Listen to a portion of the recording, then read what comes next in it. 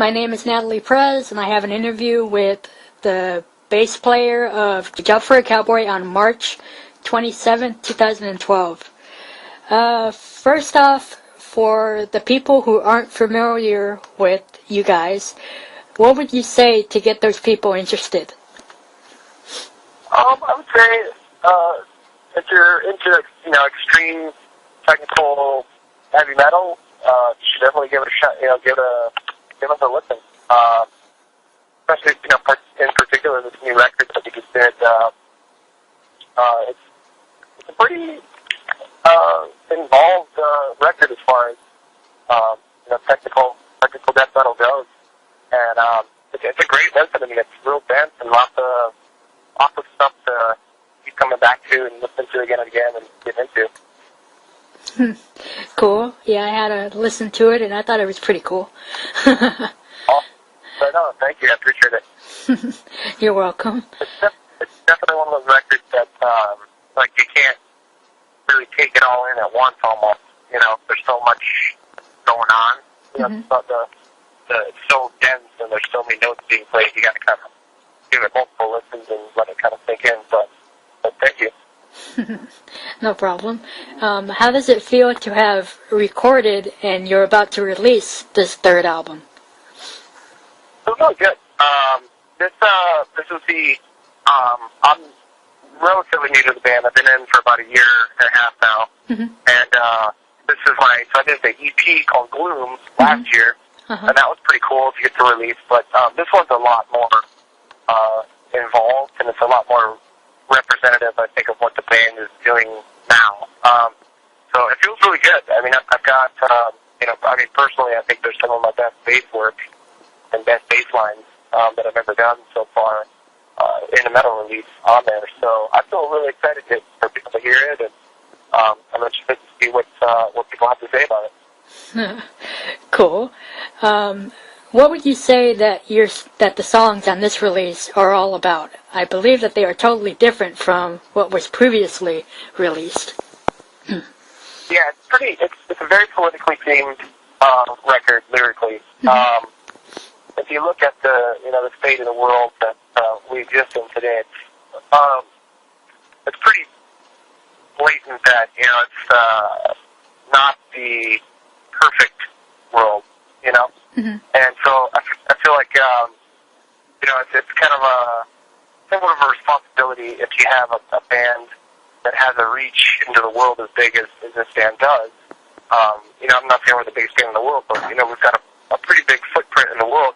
I feel like you kind of have a responsibility to with the message that you put out, and so I think Johnny does all the songwriting, does all the lyric writing, and for him, and his family's history in the Dominican Republic and their political involvement, I think he really wants to have a strong message about the reality of the world that we live in, which is pretty it's kind of a grim picture if you look at the levels of control that are being implemented by kind of multinational corporations and their ties into government and our state of freedom as it exists, dwindling freedom, I guess, rather. So it's very, again, very, very political themed record, and kind of point out some of the injustices that exist today. Sounds pretty cool to me. Yeah. I mean, I think it's kind of important. I mean, if somebody can, read a song, read the lyrics to a song, and get the inference that he's making, they can go do their own research online and kind of, potentially make some type of action, whether it's signing a petition or, writing a congressman or writing a senator or something like that, and trying to actually make a change with some of this stuff. So it's not just, music, it's just the world that we're in too, and that sort of stuff. Yeah, exactly. How would you describe the overall sound of this album to compare to the previous releases? I would say that this record overall sounds a lot more aggressive. Mm-hmm. It's a lot faster, a lot heavier, mm-hmm. and more musically advanced than the previous record. That's what I thought. Right? Did the band have any definite goals that they were shooting for before the recording even began for this release? Yeah, I think everybody in the band sort of had some, I don't want to use the word, the phrase something to prove, mm-hmm. but definitely when you have any type of lineup changes, with the new guitarist, Tony, and then myself coming in as the new bassist, I think people are naturally going to be like, oh, what's the sound? What's going to happen to the sound? Mm-hmm. And so, being that Tony and I are a bit more, what's what I'm looking for, a bit more technical at our instruments, I guess. They'd be a bit more technically proficient at our instruments mm-hmm. than, say, Bobby and Brent were. That we kind of naturally wanted to showcase our playing abilities, and into the writing abilities. So I feel like overall we just wanted to show people that there's a definite change as far as playing proficiency and an upgrade, if you will. So we wanted to showcase that. Got it. I got what you mean. I know. Awesome.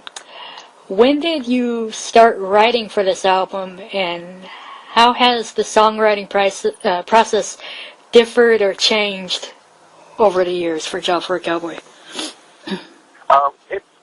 They started writing for this, let's see, we did Gloom last year in February, and then we did this tour with Between the Buried and Me, and then basically everybody went home, and basically started writing the record. Mm-hmm. So since we're split out across the country, Johnny's in Arizona, I'm in Denver, and Charn's in Seattle now. So Tony and Al live the closest together. They're both in Massachusetts and, like 15 or 20 minutes away from each other. Mm-hmm. So it made the most sense that they would kind of, and with their guitarists, that they would kind of create the backbones for all the songs. So they essentially came up with what is the initial essence of the songs, the rhythms and leads, structures, all that stuff. And then we record that on MP3, just guitar plugins on a computer, and then also program, tab everything out into Guitar Pro. And then they would send all those files to us, all across the country. So then we'd listen to them, check them out, tell them what we thought about them. And then, which we didn't have much to change because they did such a really killer job themselves going over and writing and rewriting and writing and rewriting. So then eventually we just went to the studio, and then Charn laid drum tracks down first, and then we did guitar rhythm tracks, and then we did bass, and then lead, and then vocals on top of it. So whereas the previous job stuff is actually probably written more kind of traditional style with everybody jamming in a room together. Mm-hmm. This one was kind of, had to be done differently just because the nature of the geographical location of the band members. What advice would you give to bands who are just starting out and who may want to, aim towards your styling of sound and all that stuff?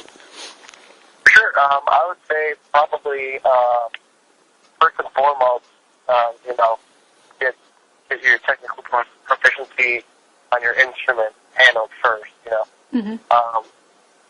Everything else can kind of fall into place. So you can develop everything else as you go, but you definitely want to be able to play your instrument proficiently first, especially in front of people. And then, from there, you want to really develop the sort of DIY, do-it-yourself attitude as far as almost every element of being a band goes. Your transportation, you need reliable transportation. You need a trailer that can fit your gear. You need reliable gear. You need somebody that can handle accounting and that kind of stuff, and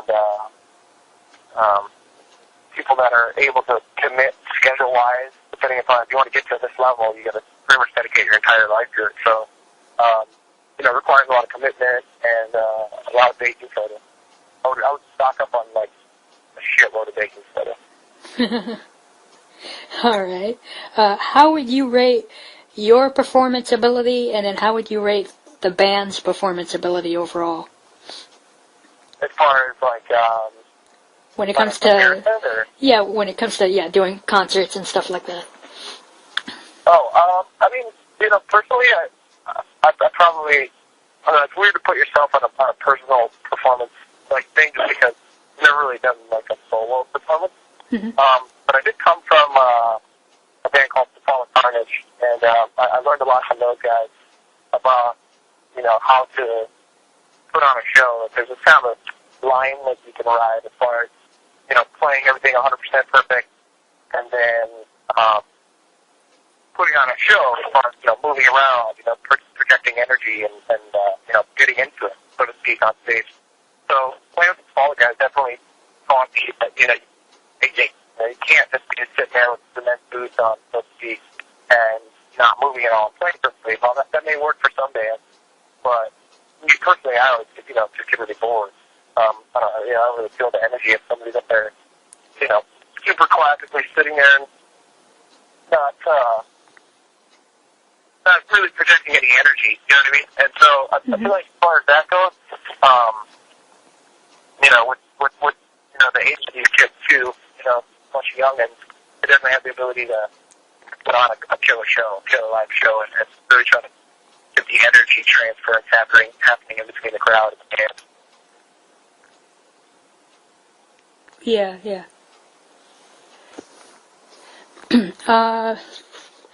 How would you describe the band's, I guess you would say, showcase? Like, if I were to, go and I have never seen you guys play before, how would you describe that environment? I would say it's, very aggressive, hopefully really loud, and cathartic. Hopefully, very cathartic. And you want to try to, I think the reason that people do this, the reason people like the music, listen to it, the reason people like to play it is because it's a release, kind of an expression. I mean, now you could listen to, Metallica or Pantera or whatever as a kid, when you get frustrated or you just want to have a good time and just kind of kick your energy level up. It's just fun to crank it really loud, get that energy out. So hopefully we're projecting that level of emotion, invoking some level of excitement or release in people, Yeah, I hear what you mean. Let's see, and going on with performances, when it comes to you personally and the rest of the guys, what type of headbanging do you prefer to do when you perform? What type of headbanging? Yeah. That's an interesting thing. I was kind of like, I remember like I didn't have long hair before. I remember like pretty much wanting to grow my hair out so I could headbang with less effort and make it look like there's more going on. It can be pretty brutal on your neck. I have this massage therapist kind of explaining the process to me about how scar tissue builds up. Yeah. And so she's like, you really got to try to get more of your body involved in the headbang as opposed to just the neck and head. So then I'm trying to morph that where you get more of your whole body, your whole chest, and upper body moving around as opposed to just your neck, because you can really, tweak that thing out on a long enough timeline. Hopefully not have some crazy wicked arthritis. Who knows what will happen to all these headbangers? Like once we all turn 70 or 80, we make it there. What's gonna happen to our necks? I don't know. I guess on stage I prefer, from a crowd perspective, I like to see it as crazy as possible. I've always loved guys like Ben from Dillinger and Zach from Cephalic, and guys like that who just really are contortionists and seemingly have no regard for the long-term health of their bodies when they're on stage. Yeah. All right. With all bands, they of course sell merchandise from t-shirts to hoodies and, the whole 9 yards.